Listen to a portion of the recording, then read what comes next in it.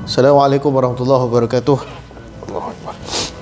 Innal hamdalillah nahmaduhu wa nasta'inuhu wa nastaghfiruh wa na'udzu billahi min shururi anfusina wa min sayyiati a'malina may yahdihillahu fala mudilla lahu wa may yudlil fala hadiya lahu.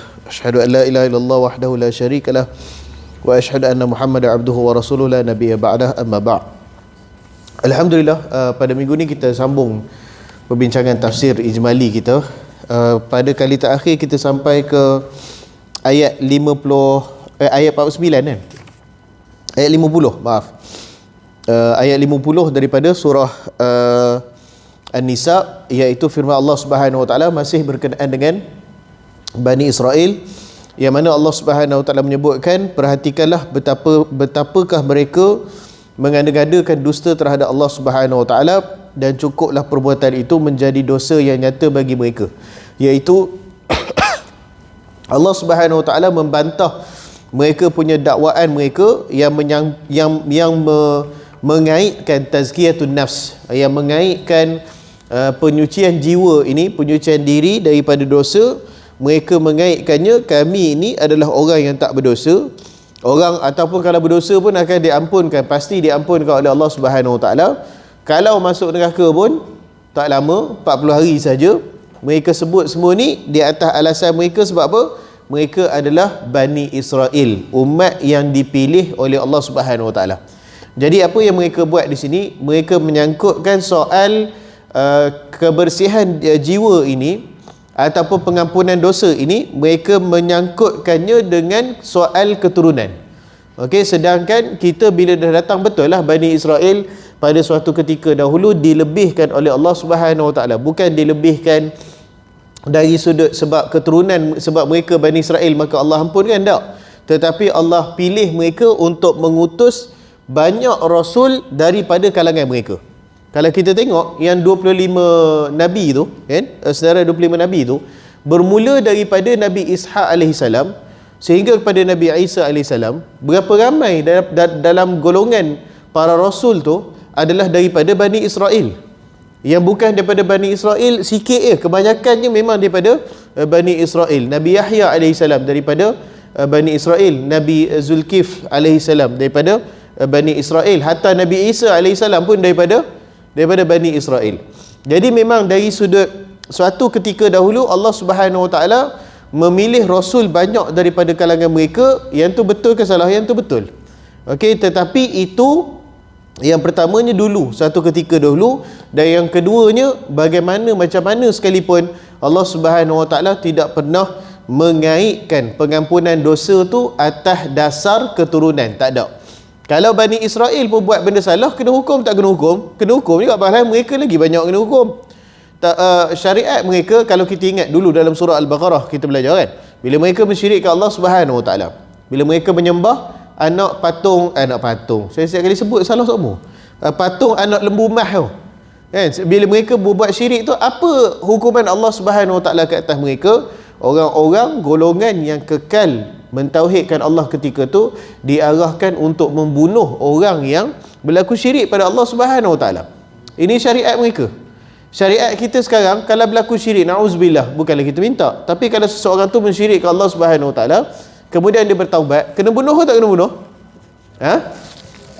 Kalau kena bunuh jenuh gitu. Tak kena hukum bunuh. Yang kena hukum bunuh tu kalau orang yang murtad, kemudian kita nasihatkan dengan segala kaunseling, dengan segala apa, habis tak jadi habis. Memang dia betul-betul berkeras hati dengan dia punya ridah dia, dia punya murtad dia. Yang tu baru jatuh hukuman bunuh. Last sekali lah kita tu.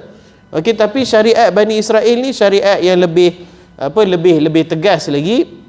Kalau nak kata sebab mereka Bani Israel Allah ampun, yang tu memang tidak. Cuma saja Allah Subhanahu Wa Taala satu ketika dulu memang memilih keturunan mereka untuk dilahirkan para rasul yang kita tahu sampai sekarang. Memang keturunan yang baiklah suatu ketika dahulu. Sekarang tak dah. Okay, jadi perkara yang mereka kata bahawasanya kami ni macam mana, kami akan diampunkan Allah, kami masuk neraka pun 40 hari, yang tu adalah pendustaan terhadap Allah Subhanahu Wa Taala. Dan apa dia punya inti pengajarannya untuk kita hari ini? Dua perkara lah. Yang pertama, bahawasanya pengampunan dosa itu tidak terkait dengan keturunan. Tak kira lah kita ni keturunan siapa sekalipun, kalau berbuat maksiat masih juga dikira dosa oleh Allah Subhanahu Wa Taala. Okey, kalau keturunan ni dia ada tak beri kelebihan? Ada. Dia beri kelebihan kalau seseorang tu beramal soleh, mengikuti Al-Quran, mengikuti sunnah Nabi SAW, dan dia pun keturunan baginda Nabi SAW. Yang tu kita kata ada dia punya merit dia, ada dia punya kelebihan dia. Tapi kalau keturunan Nabi pun Syiah, tak jadi tuan-tuan. Tokoh yang saya kaji, nama dia Syekh dia ni tokoh besar lah dalam Syiah, nama dia Syekh Musawi. Dia kalau ikut susur galur keturunan dia punya susur jalur keturunan tu bersambung dengan Al-Husain bin Ali bin Abi Talib. Maknanya dia keturunan bukan bersambung dengan Husain. Dia bersambung dengan betul lah, Husain. Kemudian daripada susur galur Fatimah bersambung dengan baginda Nabi SAW. Dia, kalau tuan-tuan nak tengok Syiah ni, kalau hak yang Tok Syekh dia tu yang pakai serban hitam tu, yang tu keturunan Nabi lah. Yang pakai serban hitam. Kalau dia pakai serban putih ke, dia pakai serban coklat ke, hak tu tak lah. Kalau pakai serban hitam tu dia keturunan Nabi SAW. Tapi dari sudut dia punya keturunan tu beri manfaat tak pada akidah dia? Tak beri manfaat. Dia kalau akidah tu cantik, baru keturunan tu ada beri kredit lebih pada dia lah. Jadi sama juga dengan orang-orang Yahudi ni. Baik, kemudian dia sambung kat sini. Kalau buku saya ni buku surat 76, saya tak pasti cetakan baru macam mana. Di dalam ayat ini Allah Subhanahu Wa Taala memperkuatkan lagi bantahannya terhadap Yahudi dan Nasrani, atau sesiapa sahaja yang mendakwa sedemikian, tak kira Yahudi, Nasrani ke ataupun orang Islam ke, bahawasanya tidak disangkutkan dengan keturunan. Kemudian yang kedua pun lupa saya cakap dia. Yang pertama, bahawasanya pengampunan dosa ni tidak dikaitkan dengan keturunan, satu. Lepas tu yang kedua, intipati yang lebih besar lagi, bahawasanya inilah perkara yang ditakuti oleh ulama salafus salih dulu. Inilah perkara yang paling ditakuti, iaitu apa dia? Iaitu Allah Subhanahu Wa Taala tak sebut perkara tu, Allah Subhanahu Wa Taala tak arahkan sedemikian, tapi kita memandai-mandai nak sebut.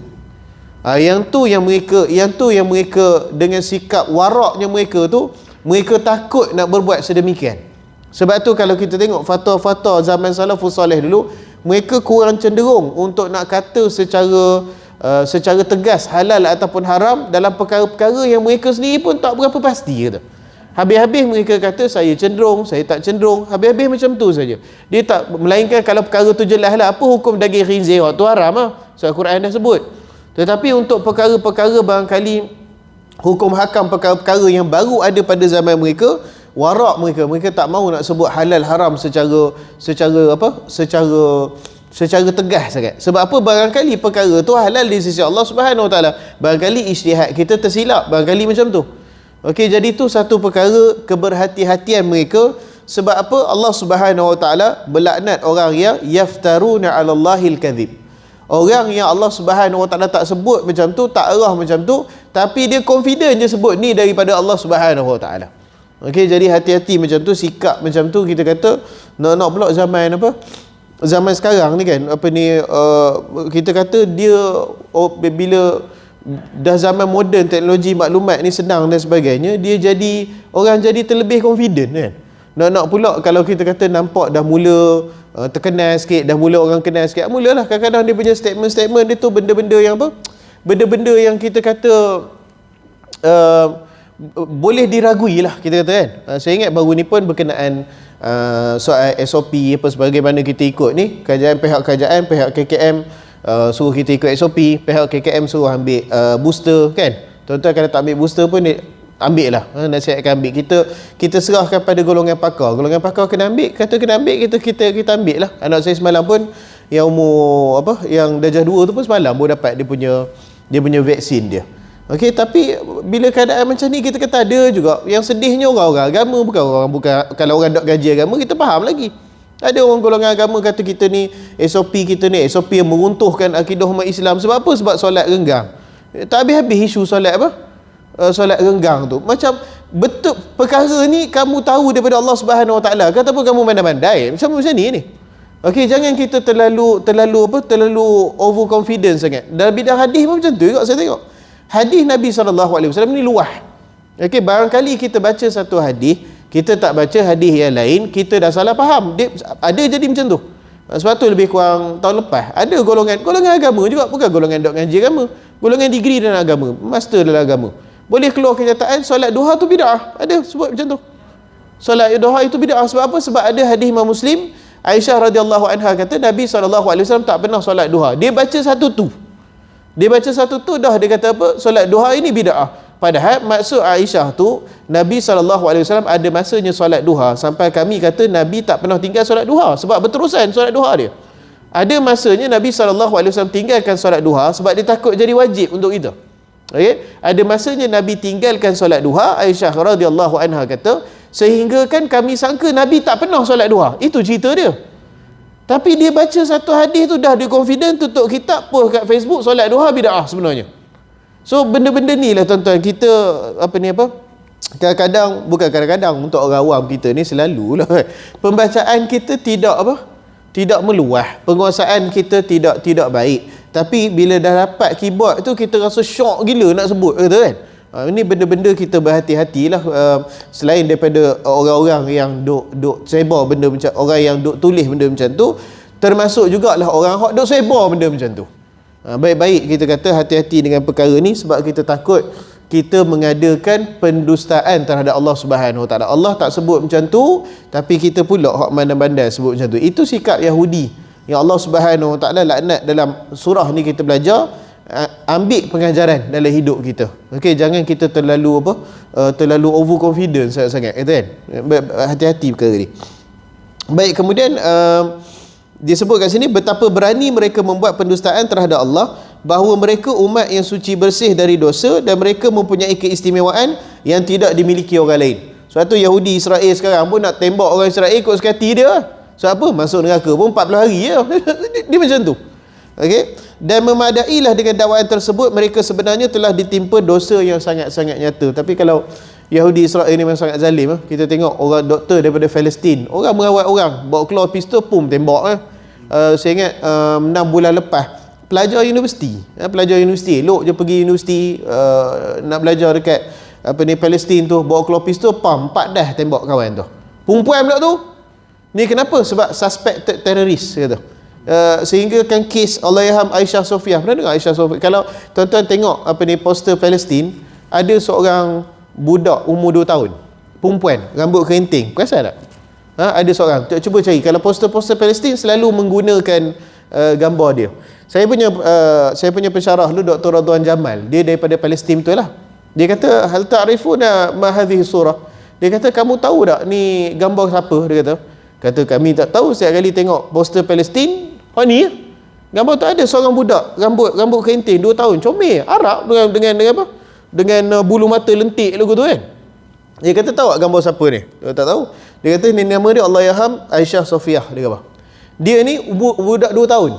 Duk main kat kawasan Baitul Maqdis tu, duk main. Askar Yahudi tu tibai kepala dia dengan senapang, hujung belakang senapang tu. Tak ada sebab. Bom dia, darabahal Yahud, pak ketuk kepala dia, retak tengkorak, meninggal dunia. Umur 2 tahun. Ni kenapa? Suspected terrorist. Perangai dia yang Quran sebut tu sampai sekarang kekal perangai dia tu. Sebab apa buat macam ni? Allah kalau silap bunuh pun 40 hari masuk neraka, masuk keluar. Itu Allah Subhanahu Wa Taala hidup Quran ni, Allah cerita pada kita, Allah kekalkan ayat ni untuk nak tunjuk sikap mereka tu kekal sampai sekarang. Kata dia punya jahat, dia syaitan dia tu kekal sampai sekarang. Okey, baik. Kemudian ayat seterusnya Allah Subhanahu Wa Taala sebut ayat 51 ni, auzubillahi minasyaitonirrajim. Alam tara ila allazina utu nasiban minal kitabi yu'minuna bijibti wat taghut wa yaquluna lil ladzina kafaru haula'i ahda minal ladzina amanu sabila. Saya ingat ini pernah kita berbincangkan di awal gugusan ni. Apakah kamu tidak memperhatikan orang-orang yang diberi bahagian daripada kitab? Mereka percaya pada jibti dan taghut, dan mereka mengatakan pada orang kafir iaitu musyrik Mekah bahawa mereka itu lebih benar jalannya daripada orang-orang yang beriman. Masya Allah. Sikap macam ni ada tak? Zaman sekarang pun ada tak? Ada juga. Kan? Tak ke selalu kita dengar orang kata, kalau nak tengok agama Islam, tengok negara Eropah. Selalu kita dengar. Sama tuan-tuan. Sama. Nak tengok orang Islam, tengok negara Islam. Nak tengok hidupnya Islam, tengok Eropah. Astaghfirullahalazim. Setiap hari mensyirikkan Allah Subhanahu Wa Taala. Setiap hari benda-benda Tuhan suruh buat, solat, puasa, zakat, buat tak? Tak buat pun. Ibadah, beramal soleh, amal ma'ruf, nahi mungkar, ada ke buat? Tak buat pun. Nak tengok Islam, tengok negara Eropah. Saya paling tak boleh perkataan macam tu. Nak tengok negara Islam, tengok Amerika Syarikat. La haula wala quwata illa billah. Sama macam perangai orang Yahudi ni, mereka sebut pada musyrikin Mekah, kamu lebih dapat hidayah daripada Muhammad SAW. Sama nampak dia punya corak dia tu sama. Itu selalu guru saya sebut, Quran ni hidup. Bila dia sebut tu, benda tu kekal sampai hari kiamat. Apa kata Imam Malik rahimahullah? Benda yang sebut dalam Quran akan kekal hatta ila yaumil qiyamah, dia kata. Akan kekal sehingga hari kiamat. Betul dia sebut macam ni. Yang ni yang kita dah bincang. Saya ingat 3 minggu lepas diturunkan ke atas Huyai al-Akhtar. Dia ni siapa dia? Pak mentua Nabi SAW. Tapi musyrik lah, musyrik Yahudi. Musyrik Yahudi. Anak dia Nabi SAW, kemudian lepas kematian dia kahwin dengan anak dia. Siapa dia? Safiyah radhiyallahu anha, ummul mukminin Safiyah radhiyallahu anha. Okey, jadi ayah dia, anak dia tu ibu orang beriman. Pak dia tu ketua kepala orang Yahudi. Masya-Allah. Ini orang apa Raihan kata, iman tak dapat tak dapat diwarisi kan. Kau ayah beriman, anak musyrik. Kau anak beriman, ayah musyrik. Itu kita kata ada alam ni. Ada tak yang dia punya anak dia beriman, ayah dia musyrik? Ada tak? Nabi Ibrahim alaihi salam. Betul tak? Ada tak kita kata anak saudara dia beriman, pak menakan dia musyrik? Ada. Nabi Muhammad SAW. Ada tak yang pak dia beriman, anak dia musyrik? Ada tak? Ada. Siapa dia? Nabi Nuh alaihi salam. Kan? Ada tak yang isteri dia beriman, suami dia musyrik? Ada tak? Ada. Asyah, kan? Isterinya Fir'aun, Asyah binti Muzahim. Ada tak yang suami dia beriman, isteri dia musyrik? Ada. Nabi Lut alaihi salam. Jadi nak menunjukkan, Allahu Akbar, hidayah ni memang kita kena minta secara langsung daripada Allah Subhanahu Wa Taala. Boleh jadi suami seseorang tu rasul, bukan beriman, rasul. Boleh jadi isteri dia permaisuri syurga. Boleh jadi anak dia rasul. Boleh jadi ayah dia rasul. Boleh jadi sepupu dia rasul. Ada belaka. Tapi kalau dah pintu hidayah tu Allah Subhanahu Wa Taala tak mau buka, tak dapat juga kata. Okey, jadi sama juga dengan kes orang Yahudi ni, Huyai al-Akhtar ni, saya ringkas kat sini. Dia pergi kepada, dia tak puas hati disebabkan pada tahun 4 Hijrah berlaku pengusiran Bani Nadir. Okey, Bani Nadir ni ada 2 kisah dia. Yang satu masyhur di kalangan ahli sirah, iaitu Nabi SAW pergi menziarahi Bani Nadir. Kemudian Nabi tidur dengan bersandarkan pada satu dinding. Saya rasa tuan-tuan masyhur ke kisah ni, pernah dengar agak. Kemudian Bani Nadir ni dia berpakat, dia kata dah Muhammad duk tidur dekat bersandar pada dinding tu, kita tolak batu besar daripada atas dinding tu, jatuh 4 bawah pada Nabi SAW. Lalu Jibril AS beritahu pada Nabi SAW. Dia punya plan dia macam ni. Nabi SAW bingkas bangun daripada tidur dia, terus balik ke Madinah.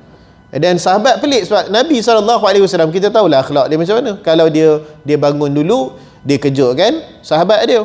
Kalau dia makan, mesti dia offer dekat sahabat dia. Nabi ni akhlak dia macam tu. Orang yang paling orang yang paling baik akhlak dia.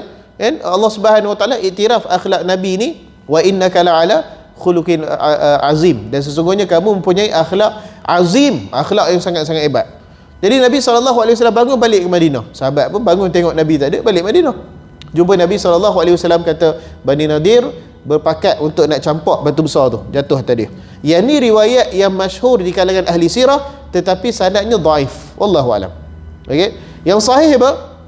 As-sahih bahawasanya Bani Nadir ni, mereka sebab Nabi SAW ni tuan-tuan, bila berhijrah ni, sahabat terutamanya di orang kata lebih kurang 3-4 hijrah beberapa tahun pertama tu, sahabat orang kata apa, ambil giliran untuk berjaga di luar rumah Nabi SAW.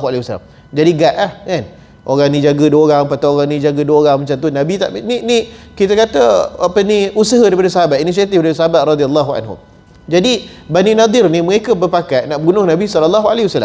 Tapi mereka kata, kita nak bunuh macam mana? Nabi SAW ni sentiasa didampingi oleh para sahabat.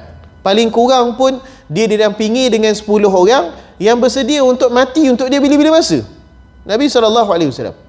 Sahabat rela berkorban, mati pun tak apalah kata. Dan kalau sekalipun kita berjaya bunuh 10 orang ni, mereka kata nanti datang 10 orang lain pula kata. Jadi macam mana kita nak bunuh Nabi SAW? Maka apa yang mereka buat? Mereka kata, mereka tahu yang Nabi SAW ni dia suka kalau ada muzakarah ataupun ada dialog antara agama. Okey, ada perdebatan, bukan nak berdebat saja-saja buang masa dak. Berdebat untuk nak bawa orang tarik masuk Islam. Nabi SAW kalau diberi jemputan macam tu, memang baginda takkan tolak. Sebab apa? Sebab tu peluang untuk apa? Untuk berdakwah kan. Jadi mereka pun hantar jemputan pada Nabi SAW, sebut kata hantar 3 orang terbaik daripada kamu, dan kami akan hantar 3 orang terbaik daripada kalangan kami. Hantar 3 terbaik. Maka mereka maksudkan siapa? Nabi SAW dengan 2 orang sahabat lagi lah. Lalu orang Yahudi ni pun kata, Bani Nadir kata kita akan hantar 3 orang yang terbaik daripada kalangan kami. Sekali nak jadi ceritanya, perkara ni didedahkan oleh Allah Subhanahu Wa Taala. Ada di kalangan Bani Nadir tu yang kakak dia dah masuk Islam. Jadi dia tulis surat pada kakak dia kata beritahu pada Nabi, kemudian dia pun masuk Islam jugalah. Dia kata beritahukan kepada Rasulullah SAW yang katanya konon dialog antara agama tu, yang mereka hantar 3 orang tu bukan 3 orang pendeta mereka, tapi 3 orang apa? 3 orang komando peperangan mereka. Hak yang dalam baju tu dah simpan belati, dah simpan pisau dan sebagainya. Cadangannya supaya tinggal 3 orang je boleh kita bunuh Nabi SAW. Jadi perkara ni sampai pada Nabi SAW. Maka pada tahun 4 Hijrah berlaku pengopongan dan pengusiran Bani Nadir. Okey, iaitu Bani Nadir Nabi SAW kepung mereka. Kemudian Allah Subhanahu Wa Taala mengarahkan untuk mereka keluar meninggalkan Madinah. Maksudnya hukuman buang negeri lah. Dan mereka tak boleh bawa apa-apa melainkan satu keluarga boleh bawa seekor unta dan muatan seekor unta saja. Okey, jadi mereka diusir keluar. Mereka memang malu. Sejarah ni orang Yahudi memang malu sungguh dengan sejarah ni. Mereka diusir keluar, tapi tidak diarahkan bunuh macam Bani Quraizah. Sebab apa? Sebab Bani Quraizah sampai berkomplot peperangan. Jadi mereka ni diusir keluar. Satu keluarga boleh buat satu unta. Orang Yahudi tetap Yahudi ya. Saya punya pensyarah seorang, dia kata al-Yahud huwal Yahud. Yahudi ni kekal Yahudi. Dia kena tinggal dia punya rumah dia. Dia kena tinggal dia punya apa? Dia punya barang-barang dia. Hak boleh bawa seekor unta dan muatan seekor unta. Tak banyak lah sangat. Kita ni kalau pindah rumah pun lori berapa tan nak kena bawa dengan sofa, dengan apa? Dengan segala barang-barang apa semua kan. Mereka keluar daripada perkampungan mereka tu, apa mereka buat? Mereka bakar habis rumah mereka tu. Barang-barang mereka habis, harta benda habis bakar. Sebab apa? Tak mau bagi orang Islam guna. Jahat tak jahatnya. Okey, tak apalah. Lepas tu mereka dah keluar. Huyai Al-Akhtab ni tak puas hati sebab kena usir keluar. Perkara ni berlaku bila? Pada 4 Hijrah. Maka apa yang dia buat? Dia pergi kepada musyrikin Mekah, minta sokongan musyrikin Mekah. Dan musyrikin Mekah ketika tu diketuai oleh Abu Sufyan radhiyallahu an. Dia belum masuk Islam lagi masa tu. Dia kata, kenapa kami nak tolong sedangkan agama kamu lebih hampir pada agama Muhammad? Kamu menyembah Allah Subhanahu Wa Taala, Nabi SAW menyembah Allah Subhanahu Wa Taala. Lalu gara-gara sebab nak dapatkan sokongan, apa mereka kata? Kamu sebenarnya adalah orang yang berada yang mendapat hidayah lebih daripada Nabi dan para sahabat radhiyallahu anhum. Maka mereka kata, kalau kamu kata macam tu, buktikan ni 2 berhala kami. Ni 2 berhala kami sujud pada berhala. Mereka ni Yahudi, mereka bukan orang musyrik. Yalah musyrik lah, tapi maksudnya bukan dari sudut penyembah berhala tu. Lalu dia nak dapatkan sokongan tu, sujud pada 2 berhala ni depan orang musyrikin Mekah, semata-mata apa? Nak dapatkan sokongan menentang Nabi SAW. Auzubillah min zalik. Kita sekarang dari sudut kita ni, barangkali dari sudut orang Yahudi sujud kat patung nak serang Malaysia, insya-Allah tak ada lah. Bukan zaman dia dah. Sekarang main serang-serang, walaupun perang tu adalah juga kita kan, tapi bukan zaman dia dah. Tapi apa dia punya pengajaran kat sini? Semalam pun di Masjid Terapung pun kami bincang perkara yang sama. Pengajaran di sini adalah siapa yang kita jadikan penolong dan pemimpin kita. Orang kafir ke orang Islam? Kalau nak dapatkan penolong, nak dapatkan sokongan daripada orang kafir, lazimnya kena setuju dengan dia dulu. Itu cerita dia. Kena iktiraf dia dulu. Kena nampak dia ni sebagai bangsa yang superior daripada kita. Kena nampak dari sudut ketamadunan dia lebih hebat, dari sudut keagamaan dia lebih hebat dan sebagainya. Kita ni orang Islam mundur, kita ni orang Islam bodoh, kita ni orang Islam miskin, kita ni orang Islam tak guna. Kena ada rasa inferior tu dulu, baru nak dapatkan mereka punya sokongan, mereka punya bantuan dan sebagainya. Itu terjadi pada orang Yahudi pada zaman Nabi SAW. Allah kata mereka diberikan kitab. Sebab tu Allah sebut mereka diberikan kitab. Apa maksud Allah? Mereka tu dah lebih baik daripada orang musyrik tu dah.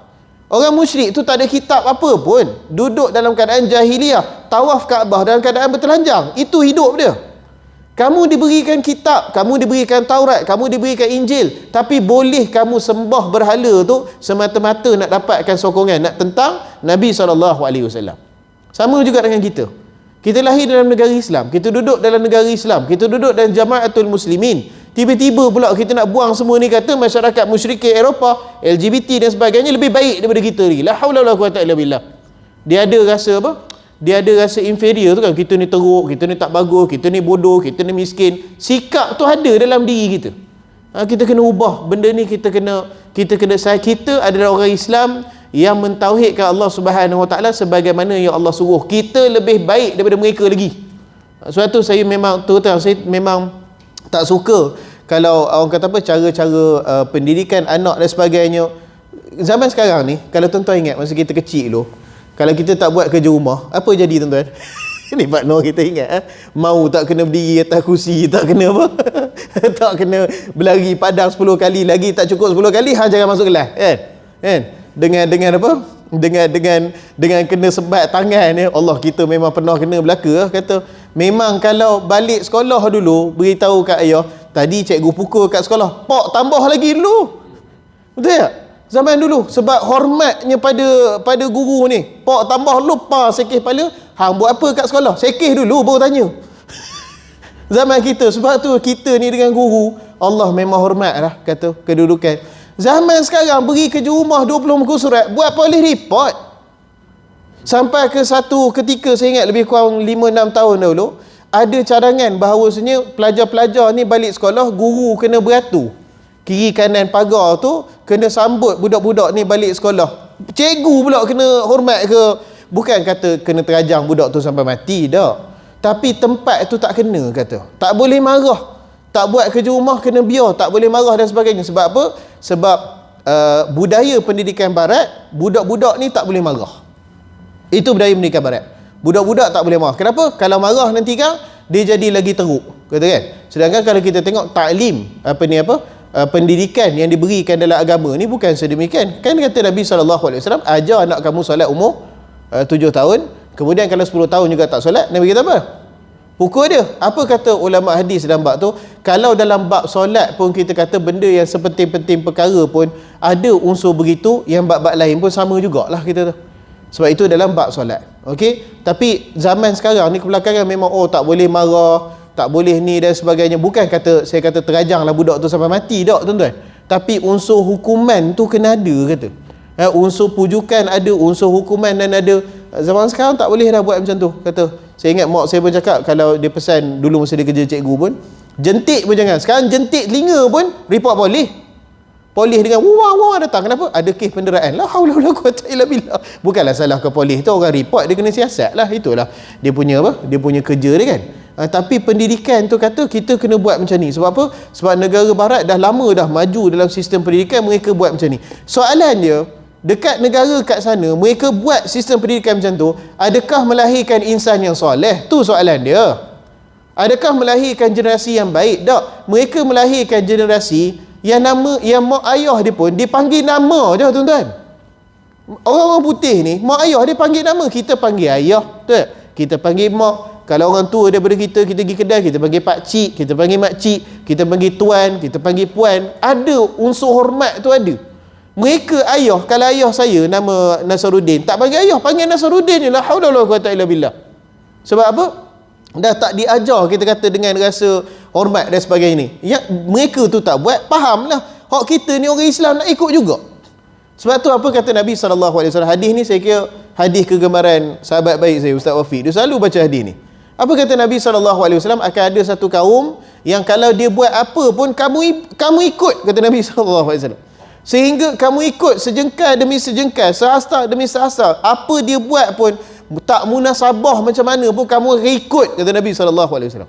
Sehingga kan dia masuk lubang biawak, lubang dak pun kamu pi juga berangkak masuk, kata Nabi SAW. Nabi sebut awal lah, kata.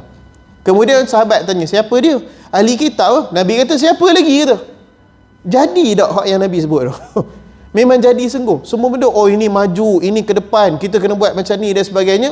Soalannya, adakah mereka melahirkan generasi yang soleh? Itu soalan dia. Kalau mereka, tuan-tuan, kita ni kena malu lah sikit dengan burung hudhud. Ingat burung hudhud? Burung hudhud ni bila dia balik kat Nabi Sulaiman AS, apa yang disebut kat Nabi Sulaiman? Ingat tak? Dia kata saya terlambat. 10 lebih dah kita. Tu dia. Awak, saya start lambat tadi. Dia balik kat Nabi Sulaiman AS, dia kata apa? Dia kata saya tadi takjub, saya pergi dekat sebuah negeri, dekat Sabak, dekat dekat Yaman tu, dia punya penilaian dia. Dia tak kata keadaan ni maju, aman kita, Nabi Sulaiman kita kena buat macam tu. Dia tak kata. Dia punya penilaian dia nombor satu apa dia? Apa dia sebut kat Nabi Sulaiman? Dia kata pemimpin mereka mengajak mereka menyembah matahari, dia kata. Mensyirikkan Allah Subhanahu Wa Taala. Maknanya dia punya indikator tu, apa dia kejayaan sesebuah masyarakat tu, burung hudhud tu tahu lagi, pandai lagi. Iaitu yang pertama apa dia? Adakah dia mentauhidkan Allah Subhanahu Wa Taala? Hak tu dah fail dulu dah. Tak usah ceritalah bangunan 88 tingkat. Tak usah cerita dah. Dia mensyirikkan Allah Subhanahu Wa Taala. Yang tu dah fail dulu. Akhirat nanti Tuhan tak tanya kamu bina bangunan berapa tingkat, Tuhan tak tanya. Kalau ada soleh, kemudian ada, bagus, alhamdulillah, tu yang kita nak. Tapi kalau tak ada, janganlah sampai kita nak menggadaikan akidah kita, jangan sampai kat tak tu. Okey, jadi ni perkara-perkara yang Allah Subhanahu Wa Taala dah sebut dah pada kita lama dah. Dalam Quran ada, dalam hadis ada. Manusia ni kalau nak dapat sokongan, Tuhan sebut dalam ni, sampai gadai akidah dia kata. Dia dah keadaan elok, Allah Subhanahu Wa Taala dah berikan Taurat, mereka beribadah kepada Allah. Dalam Taurat pun dah cerita sifat Nabi SAW. Dalam Taurat, tuan-tuan dan puan-puan, cerita sifat Nabi secara terperinci, beritahu rambut dia macam mana, badan dia macam mana. Dekat belakang antara dua bahu dia tu ada khatamun nubuwah, ada khatam kenabian. Kata sahabat dia macam telur burung. Kalau nak faham sekarang, macam kita ni ada butang baju, kemudian kita pakai lapisan baju atas dia, kan nampak macam bahagian butang tu kan macam terkeluar sikit kan. Nabi SAW dekat bahagian belakang dia ada macam tu. Kalau tengok daripada belakang ada khatamun nubuwah tu. Salman Al-Farisi radhiyallahu an, masa dia mula datang Madinah, dia cari Nabi, dia nak tengok tu, dia ikut Nabi SAW daripada belakang. Nabi berhenti, kemudian Nabi kata, kamu nak tengok khatamun nubuwah ke ya Salman? Masya Allah. Lalu itu belakang Nabi SAW tu. Dalam Taurat tercerita kisah tu, cerita kampungnya kat mana, mak dia siapa, ayah dia siapa. Malahan Allah sebut nama dia Ahmad tu, tak boleh lari mana dah tu. Allah Subhanahu Wa Taala sebut nama dia Ahmad bin Abdillah, disebutkan dalam Taurat, disebutkan dalam Injil. Bukan saja sifat Nabi, sifat sahabat pun Allah dah sebut dah.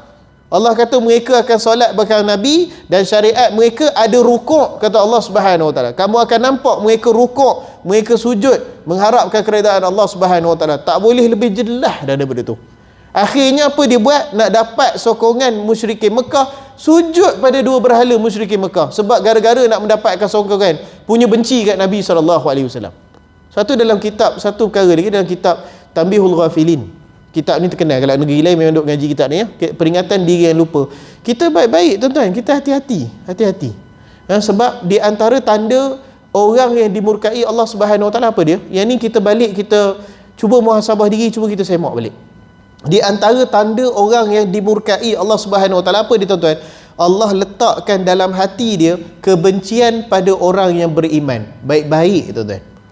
Kebencian terhadap orang yang beriman. Rasa meluap-luap dia punya apa? Dia punya benci kan. Padahal orang tu ahli kiblat, ahli solat, ahli zakat, ahli puasa. Tapi Allah letakkan kebencian dalam hati dia. Satu saya selalu banyak kali ulang. Baik-baik dalam media sosial ni orang ni bergaduh. Kalau kita kata perbincangan tu dalam pentas ilmiah, tak apa, saya setuju. Tapi perbincangan sampai ke tahap nampak unsur kebencian pada sama-sama orang beriman, tak boleh macam tu tuan-tuan. Perkara ni disebutkan tanda kemurkaan Allah adalah Allah letakkan dalam diri dia kebencian pada orang yang sama-sama beriman macam dia. Auzubillahi min zalik. Tengok apa yang terjadi pada Huyai Al-Akhtab ni. Dia benci pada siapa? Benci pada Nabi SAW. Tengok orang munafik Abdullah bin Ubay bin Salul. Dia benci pada siapa? Benci pada Nabi SAW. Apa persamaan mereka? Mereka semua orang yang dilaknat Allah Subhanahu Wa Taala. Okey, jadi kita baik-baik, kita sesama orang Islam, kita kalau ada perbezaan, kalau ada benda tak setuju sikit, benda kecil tu biasa lah tuan-tuan. Adik-beradik, saya pernah jumpa kembar seiras, bukan kembar tak seiras kan. Yang si abang dia suka tidur lampu terbuka, adik dia suka tidur lampu tutup. Tu kembar. Kongsi perut mak kata. Kan? Lahir sekali kita kata memang kawan baik, kata sampai ke tahap tu dia punya hubungan dia, tapi duduk malam mak dia kata duduk gaduh, sikit lagi abang nak buka lampu, adik nak tutup lampu. Itu kembar. Ini kan pula orang yang lahir dekat background yang berlainan, orang yang lahir dekat pendidikan berlainan, orang yang lahir dekat keluarga berlainan, lagilah berlainannya. Okey, jadi kita benda sesama orang Islam ni, nasihat saya dia macam orang tua kata apa, kalau ada benda pun kita nak tegur, dia tarik rambut dalam tepung. Rambut tu tak putus, tepung tu pun tak selera. Kita sekarang bukan tarik rambut dan tepung, kita tiba tuang habis tepung tu tu. Tak, jangan sedemikian. Kita sesama orang Islam, dia kena ada mawaddah warahmah. Dia kena ada kecintaan, kasih sayang. Kalau nak tegur pun tegur atas dasar nasihat, atas dasar kasih sayang. Jangan sampai kita ni masuk benda-benda peribadi sampai tahap kita benci memang melampau-lampau, kita kata kan. Jangan sedemikian. Baik, kita habiskan bahagian ni. Kata Allah Subhanahu wa taala, "Qul hal nunabbiukum bil akhsarina a'mala alladzina dhalla sa'yuhum fil hayati dunya wa hum yahsabuna annahum yuhsinuna sun'a." Katakanlah, apakah akan kami beritahukan kepada kamu tentang orang yang paling merugi perbuatannya? Nauzubillah. Pada saya ayat ni sangat menakutkanlah, iaitu orang yang telah sia-sia perbuatannya dalam kehidupan dunia ini, dan surah Kahfi, sedangkan mereka menyangka bahawa mereka berbuat sebaik-baiknya. Nauzubillah min zalik. Benda yang paling kita takut, kita ingat kita buat baik, kita ingat kita dah buat seeloknya, kita ingat kita dah buat perkara mengislahkan masyarakat, perkara yang membawa kebaikan pada masyarakat, tetapi pada hakikatnya perkara tu adalah satu dosa di sisi Allah Subhanahu wa taala. Kena pula kita ni selain daripada kejahilan dalam diri kita, kita pula ada iblis kan. Iblis ni pula apa kerja dia? Dia tukang buatkan kita apa? Kita nampak perkara-perkara yang dosa ni sebagai indah pada pandangan kita. Allah Subhanahu wa taala sebut dalam surah Fussilat, wa qayyadna lahum qurana afazayyanu baina aydihim wa ma khalfahum. Fazayyanu lahum ma baina aydihim wa ma khalfahum. Allah Subhanahu wa taala kata kami telah pasangkan manusia ni dengan qarinnya. Jin. Setiap manusia ada jin. Cuba tuan-tuan tengok belah kiri, ada warna hijau tanduk ada. Sebab Allah Subhanahu wa taala tutup, nampak mampu kita tak duduk sini ya. Wa qayyadna lahum qurana afazayyanu lahum baina aydihim wa ma khalfahum. Allah Subhanahu wa taala kata kami telah pasangkan bagi setiap manusia ni jin-jin pendampingnya, yang mana kerja mereka fazayyanu lahum ma baina aydihim wa ma khalfahum. Fazayyanu lahum asal daripada perkataan zinah. Zinah maksudnya perhiasan. Fazayyanu lahum, memperhiaskan bagi mereka. Mereka nampak benda dosa di hadapan mereka cantik. Mereka nampak benda dosa di belakang mereka sebagai cantik. Dia jadikan sedemikian. Semalam baru saya baca kes berkenaan orang pedofilia. Ya? Orang lelaki suka pada budak lelaki umur 13-14 tahun. Auzubillah min zalik. Tanya dia, pasal apa awak suka kat budak lelaki ni buat benda tak elok? Dia kata, tak, saya sayang pada mereka. Saya nak membuatkan mereka rasa bahagia dengan kenikmatan seksual yang saya bagi. Dia nampak cantik ya tuan-tuan. Dia tak nampak benda ni jijik tapi saya suka. Dia tak nampak macam tu. Dia kata apa? Saya nak berikan mereka rasa kebahagiaan daripada benda-benda seksual macam ni. Dia nampak cantik, dia nampak tak cantik? Dia nampak cantik tuan-tuan. Maka betul kata Allah Subhanahu wa taala, fazayyanu lahum. Syaitan menjadikan mereka nampak cantik, mereka indah. Mereka rasa macam betul, mereka rasa macam ni kebaikan, mereka rasa perkara tu satu bentuk kemaslahatan pada orang, tetapi pada hakikatnya benda tu dosa di sisi Allah Subhanahu wa taala. Jadi itu kita setiap hari kita minta daripada Allah Subhanahu wa taala, tolong pandu kita. Benda yang salah nampakkan bagi kita salah. Benda yang betul nampakkan bagi kita betul. Sebab kalau kita nak bergantung pada diri kita sendiri, habis tunggang terbalik, habis dunia ni. Betul orang ni kata tu, betul orang ni kata tu, padahal habis kelang kabut habis kita kata kan. Auzubillah min zalik. Dulu masa sebelum munculnya Covid ni pun, awal-awal muncul Covid tu, tuan-tuan ingat tak? Kan? Minggu lepas dia sebut tak? Mereka percaya asal daripada mana Covid ni? Daripada kelawar tu tak? Kan orang duduk Wuhan tu semua benda makan. Anjing makan, kelawar makan. Kita rasa jijik. Pernah tanya tak pada mereka?